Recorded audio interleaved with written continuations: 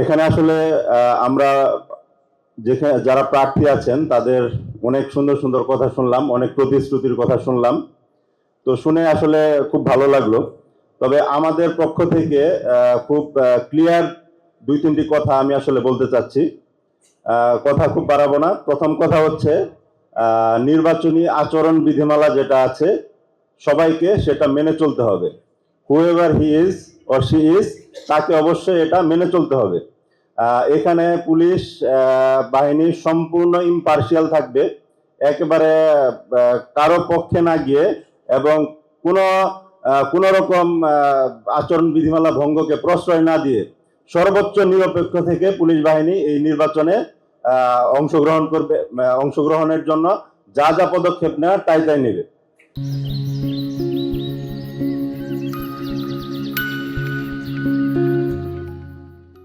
পুলিশের পক্ষ থেকে এটা আমি আপনাদের ওয়াদা করতে চাচ্ছি, এখানে মিরপুরে কোনো রকম অনিয়ম, বিশৃঙ্খলা এবং নির্বাচন আচরণ বিধিমালা ভঙ্গ হলে সেখানে পুলিশ সাথে সাথে অ্যাকশনে যাবে। নির্বাচনে আমাদের স্ট্রাইকিং ফোর্স থাকবে, মোবাইল পার্টি থাকবে। যখন যে পার্টি যেখানে প্রয়োজন সাথে সাথে সেখানে চলে যাবে। এবং আপনাদের প্রতি আমার একটা বিশেষ অনুরোধ থাকবে, আপনারা নির্বাচন বিধিমালা মাথায় রেখে আপনাদের নির্বাচনী প্রচারণা, নির্বাচনী কার্যক্রম যাই করেন নির্বাচনী আচরণ বিধিমালা মাথায় রেখে করবেন। যদি নির্বাচনী আচরণ বিধিমালা ভঙ্গ হয় সেই ক্ষেত্রে কিন্তু আমরা কারো নাম, দল কোনো কিছু দেখবো না, আমরা সেই ক্ষেত্রে অ্যাকশনে যাব। এই গেল এক। আর দুই নাম্বার বিষয় হচ্ছে আইন মানার বিষয়, আইন মানানোর বিষয় না। তো এখানে আমরা যারা আছি সবাই বাংলাদেশের নাগরিক এবং সুশৃঙ্খল নাগরিক। তো কাজেই আমরা আইন নিজেরাই নিজেদের উদ্যোগে মেনে চলবো। পুলিশ দিয়ে, সেনাবাহিনী দিয়ে বা অন্যান্য আইন শৃঙ্খলা বাহিনী দিয়ে আইন মানাতে হবে কেন, সেটার কোনো দরকার নেই। আমরা মনে হয় যে নিজেরাই নিজেদের উদ্যোগে আইনটা মেনে চলবো, তাহলেই আমার মনে হয় ঝামেলা অনেকটাই কমে যায়। আর আরেকটা বিষয় আমি যেটা বলতে চাচ্ছিলাম, এখান থেকেই কেউ না কেউ আগামী জাতীয় সংসদে যাবেন। আমাদেরও কিছু প্রত্যাশা আছে আপনাদের প্রতি। তো বাংলাদেশে আমি আসলে আমার মিরপুরে প্রায় 10.5 মাস 11 মাসের মতো হয়েছে। তো বাংলাদেশে আমরা যারা সরকারি চাকরি করি, আমরা যেখানে থাকি সেটাই আমাদের ঘর, সেটাই আমাদের বাড়ি।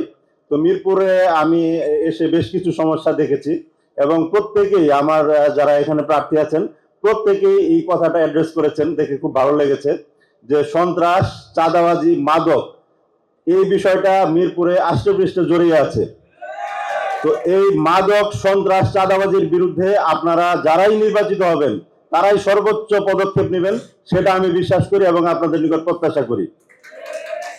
আর আরেকটা বিষয় হলো বাংলাদেশ পুলিশ বাহিনী এমন একটা বাহিনী, সেটা হচ্ছে একটা গাছের গোড়ার মতো। সেটা আসলে সবসময় অনেক সময় দেখা যায়, অনেক সময় দেখা যায় না পুলিশ কি কাজ করে। বাট এই গোড়ার শিকড়ে যদি পচন ধরে তাহলে কিন্তু সেই গাছটি বেড়ে উঠতে পারে না। এই মাদক, সন্ত্রাস, চাঁদাবাজি এগুলো হচ্ছে গোড়ায় শিকড়ের পচনের মতো। পুলিশকে আপনারা যারাই সংসদে যাবেন ভবিষ্যতে তারা আশা করি এম্পাওয়ার করবেন, রাজনৈতিক কাজে যাতে পুলিশ ব্যবহৃত না হয় সেই বিষয়টা দেখবেন। তাহলেই আমার মনে হয় বাংলাদেশ সোনার বাংলাদেশ হবে।